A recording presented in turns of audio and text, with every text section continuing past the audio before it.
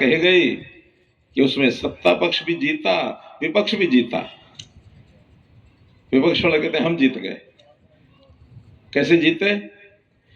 कि उससे पहले दो चुनाव में तो हमारी कांग्रेस पार्टी के या तो 45-46 सीटें आई, अगली बार 51 आई, और एक जो होता है ना विपक्ष मान्यता प्राप्त, उसको विपक्ष मान्यता प्राप्त उसको 10% वोट चाहिए होते हैं, यानी संख्या चाहिए होती है, और वो 542 में 55 बनती है।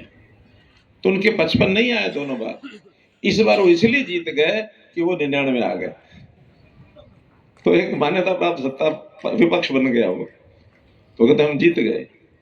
जैसे एक बच्चा होता ना, जाके स्कूल में अपने मार्क्स लेकर के आए, अपनी मार्कशीट को लेकर के घर में जाता माता पिता के सामने, मम्मी मम्मी मेरे 99 नंबर आए, 99 नंबर आए।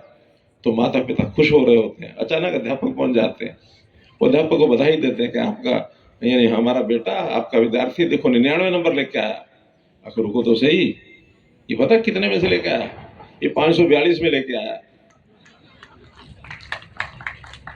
99 तो लेके आया, लेकिन 542 में से लेके आया। तो ये पहला चुनाव था कि सत्ता पक्ष भी जीत रहा है, विपक्ष भी जीत रहा है। कभी नहीं हुआ ऐसा। बहुत शोर मचाया, जीत गए जीत गए जीत गए।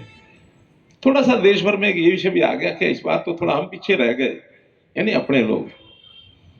जब हरियाणा का चुनाव घोषित हुआ तो मुझे बहुत यानी फोन आने लगे, खास करके झारखंड के और महाराष्ट्र के लोगों के, क्योंकि स्वाभाविक है एक चुनाव का दूसरे चुनाव पर असर जाता है। बड़े चिंतित थे, हरियाणा के चुनाव में सब ठीक रहेगा ना? अब हवा बन गई ऐसी कि नहीं नहीं, इस बार बीजेपी नहीं आएगी। हमसे जो पूछते थे, तो मैंने सभाओं में भी, आप लोगों के यहाँ सब जगह, मैं गांव में गया, शहर में गया, कार्यकर्ता सभाएं सब हुई, और मैंने बताया थे 4 कारण है हमारे सरकार में आने के, बताए थे ना? संक्षेप में दोहरा देता हूं, याद रहेगा। दूसरा, अगर उन्हीं सरकार आनी है तो अपने नेता का नाम क्यों नहीं बताया? हमने अपने नेता का नाम बताया कि नायब सिंह सैनी हमारे नेता होंगे, बताया कि नहीं बताया? तीसरा, 10 साल में जनता के लिए आपने क्या किया, हमने क्या किया, जनता को याद है। जनता शायद बोलेगी नहीं, लेकिन वोट डालते समय उनको सब याद आएगा, जिस बात की आप चर्चा कर रहे हैं बिना।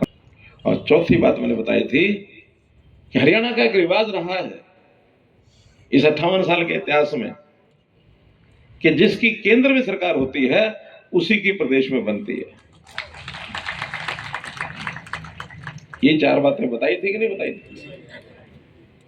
और बाकी लोग आते थे, आप कह तो रहे हो, लेकिन वातावरण कैसा बन गया?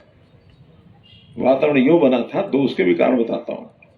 कांग्रेस ने सोची समझी एक रणनीति के तहत आज से 6-8 महीने पहले एक योजना बनाई होगी इसलिए कह रहा हूं क्योंकि मुझे लगता है कि आज इसे दिखने लग जाएगी। तो इन्होंने बोलना शुरू किया लगातार, हम सरकार बनाएंगे, हम सरकार बनाएंगे, हम सरकार बना रहे हैं, हम सरकार बना रहे हैं, कांग्रेस भाजपा तो गई, भाजपा तो गई, ये कहा ना इन्होंने। अब कहने के लिए उनके पास समय था, हमारे पास था नहीं, हमारे पास काम करने से फुर्सत नहीं, उनके पास काम है नहीं, बोलने से फुर्सत नहीं, तो बोल बोल के वैसा बात बना दिया, कुछ लोगों पर असर करने भी लग गया।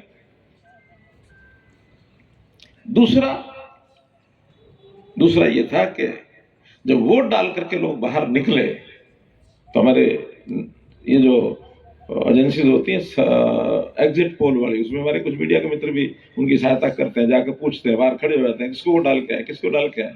तो एक मित्र मिले मुझे, मैंने कहा भी आप बताओ तो तरीका क्या था एग्जिट पोल का? उनका, जब हम किसी बूथ पर खड़े हो जाते हैं 100 लोगों से पूछते हैं, मैंने कहा कितने लोगों से बताते हैं? कि बताते तो 40 हैं, 60 तो बताते ही नहीं किसको वोट डाल के आए। 40 बताते कौन है? वो बताते हैं जो वोकल होते हैं, बहुत ज्यादा बोलते हैं। अब बोलने वाले लोग तो ज्यादा उन्हीं के पास होते हैं,